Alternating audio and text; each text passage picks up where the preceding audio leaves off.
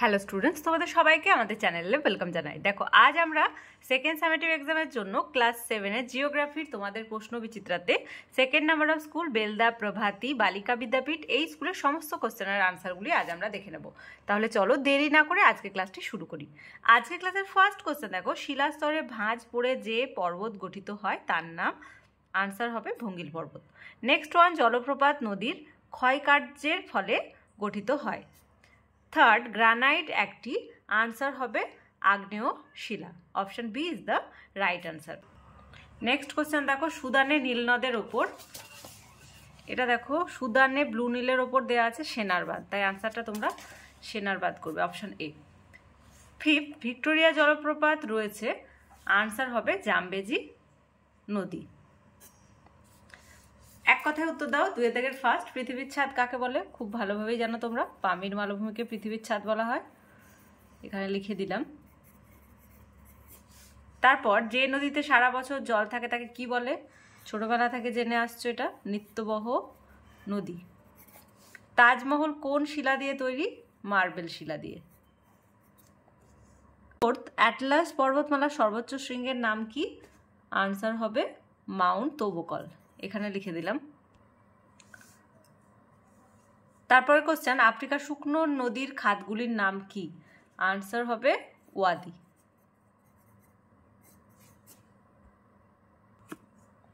তিনের দাগে দেখো কি বলছে, টিকা লেখো। ফার্স্ট রয়েছে দোয়াব, আনসার লিখবে দো মানে হচ্ছে দুই, আব জল। দুটি নদীর মধ্যবর্তী স্থলভাগকে দোয়াব বলে।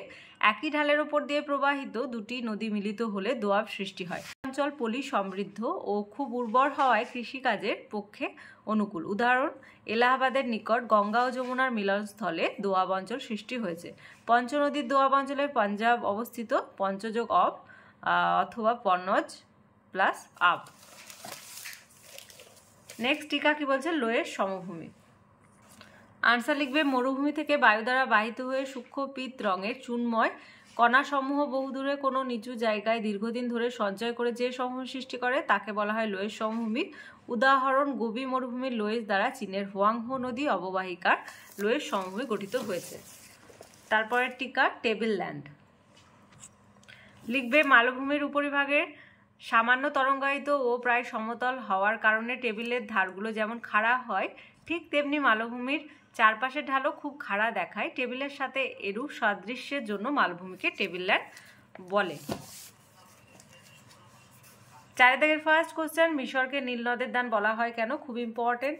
এদিকে টেবিল ল্যান্ড, দোয়াব, লোয়ের সমভূমি, প্রত্যেকটাই কিন্তু ভীষণ ইম্পর্টেন্ট। চার দাগের কোশ্চেনের আনসারটি আমরা দেখে নিই। তোমাদের টেক্সটে খুব সুন্দরভাবে দেওয়া আছে, নীল নদের ধারে গড়ে ওঠা প্রাচীন মিশরীয় সভ্যতার কথা আমরা জানি।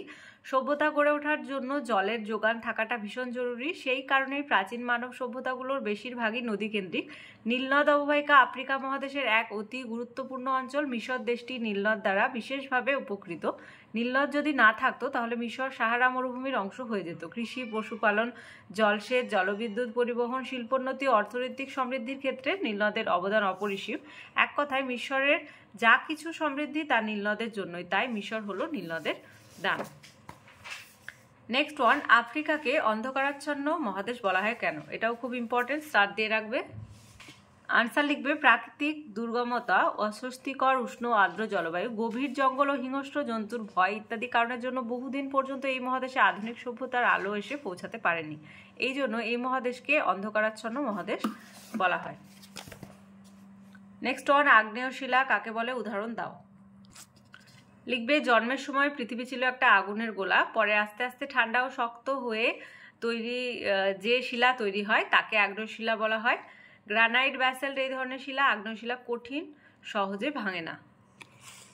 রেফারেন্স থেকে লিখতে চাইলে তোমরা লিখবে ভূগর্ভের উত্তপ্ত গলিত আগ্নেয় পদার্থ ভূগর্ভে কোনো ফাটলের মধ্যে জমাট বেঁধে অথবা ভূগর্ভ থেকে ভূপৃষ্ঠ পর্যন্ত প্রসারিত ফাটল সৃষ্টি করে ভূপৃষ্ঠে এসে ধীরে ধীরে শীতল হয়ে জমাট বেঁধে যে কঠিন শিলা সৃষ্টি করে তাকে আগ্নেয় শিলা বলে। এখান থেকে এতটা লিখবে, আর উদাহরণ দেবে গ্রানাইট, ব্যাসল্ট এগুলি। 5 দাগের ফার্স্ট কোশ্চেন, মানব জীবনে পর্বতের প্রভাব আলোচনা করো। এটিও খুব ইম্পর্টেন্ট কোশ্চেন। লিখবে মানব জীবনে পর্বতের ব্যাপক প্রভাব রয়েছে, যেমন ফার্স্ট লিখবে জলীয় বাষ্পপূর্ণ বায়ু পর্বতে প্রতিহত হয়ে বৃষ্টিপাত ঘটায়। সেকেন্ড, পর্বত থেকে উৎপন্ন বিভিন্ন নদীগুলি কৃষিকাজ ও জলবিদ্যুৎ উৎপাদনে সাহায্য করে। থার্ড, পার্বত্য অঞ্চলের বৃক্ষগুলি থেকে নরম কাঠ পাওয়া যায়, তা মানুষের বিভিন্ন কাজে লাগে। ফোর্থ, পর্বতের মনোরম দৃশ্য ও স্বাস্থ্যকর জলবায়ুর জন্য বহু পর্যটন কেন্দ্র গড়ে ওঠে, যেমন দার্জিলিং, সিমলা ইত্যাদি।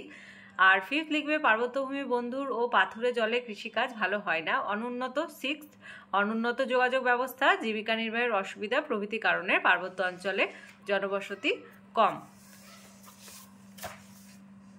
আজকে ক্লাসের লাস্ট কোশ্চেন, সাহারা মরুভূমির ভূমিরূপ বর্ণনা করো। দেখো সাহারা মরুভূমির ভূমিরূপ চেয়েছে। লিখবে উচ্চতা বৈশিষ্ট্য অনুযায়ী সাহারা মরুভূমি একটি মালভূমি অঞ্চল, প্রাচীন শিলা দ্বারা গঠিত ও বহুদিন ধরে ক্ষয় পাওয়া আহাগ্গার ও টিবেস্টি মালভূমি অপেক্ষাকৃত উঁচু। বাতাস দ্রুত গতিতে প্রবাহিত হয়, গাছপালাহীন প্রান্তরে বাতাস পাথরের গায়ে ধাক্কা খেয়ে নানা নকশা তৈরি করে। সাহারা মরুভূমির ভূমিরূপগুলি নিম্নরূপ এইভাবে লিখবে, সাহারা মরুভূমির ভূমিরূপগুলি নিম্নে আলোচনা করা হলো। তারপর পয়েন্ট দেবে। ফার্স্ট পয়েন্ট দেবে আর্গ। পয়েন্ট দেওয়ার পর এক্সপ্লেনেশন দেবে। যেসব অঞ্চলে বালি স্তূপ জমা হয়ে ছোট পাহাড়ের মতো তৈরি করে তা হলো আর্গ বা তাকে আর্গ বলা হয়। তারপর পয়েন্ট দেবে হামাদা। যেসব অঞ্চল শক্ত পাথরে ভর্তি, বালির অস্তিত্ব চোখেই পড়ে না, তা হলো হামাদা বা তাকে হামাদা বলে। নেক্সট পয়েন্ট দেবে ওয়াদি। সাহারার বেশিরভাগ নদীগুলো আটলাস পর্বত ও মধ্য ভাগের উচ্চভূমি থেকে সৃষ্টি হয়েছে, তবে নদীগুলো বেশিরভাগই শুকনো নদীর খাতগুলো কে ওয়াদি বলা হয়। তারপরের পয়েন্ট দেবে রেগ। যেসব অঞ্চলে বালির সঙ্গে পাথরের টুকরো একসঙ্গে মিশে থাকে তা হলো রেগ। তারপরের কোশ্চেন, সাহারা মরুভূমিতে। তারপর লিখবে সাহারা মরুভূমিতে বহু মরুদ্যান দেখা যায়। কুপরা, সিওয়া, টিম্মন, গারজাইয়া, বাহারিয়া সাহারার উল্লেখযোগ্য মরুদ্যান। এটা যেহেতু বড় কোশ্চেন, মানে দেখো 5 মার্কসের কোশ্চেন, তাই তোমরা চাইলে ডায়াগ্রামগুলো কিন্তু দিয়ে দিতে পারো। ডায়াগ্রামগুলো খুব ভালোভাবেই দেওয়া আছে, এখান থেকে নিয়ে দিতে পারো। ওকে, তাহলে আজকে দেখো second number of school Belda Prabhati Balika Vidyapeeth, এই স্কুলের সমস্ত কোশ্চেন আনসারগুলি আজ আমরা দেখে নিলাম। আজকের ক্লাসটি যদি ভালো লেগে থাকে অবশ্যই একটা লাইক দেবে, আর ভিডিওটি বন্ধুদের সঙ্গে অনেক অনেক অনেক বেশি করে শেয়ার করবে। আর আজকের ক্লাস যারা প্রথমবার এসেছো তারা অবশ্যই চ্যানেলটি সাবস্ক্রাইব করে নিও এবং পাশে থাকা বেল আইকন প্রেস করে রাখবে, যাতে করে আগামী দিনের সমস্ত ভিডিও সবার আগে তোমাদের কাছে পৌঁছে যায়। আর ক্লাসগুলি কেমন লাগছে অবশ্যই কমেন্টের মাধ্যমে জানাতে কিন্তু ভুলবে না। তোমাদের সুবিধার্থে একটি টেলিগ্রাম গ্রুপ ওপেন করা হয়েছে, যদি সেই গ্রুপে কেউ জয়েন হতে চাও এই ভিডিও ডেসক্রিপশন বক্সেই লিঙ্ক দেওয়া থাকবে, সেখান থেকে তোমরা জয়েন হতে পারো। তাহলে আজ এই পর্যন্তই, তোমরা সবাই ভালো থেকো। Thank you.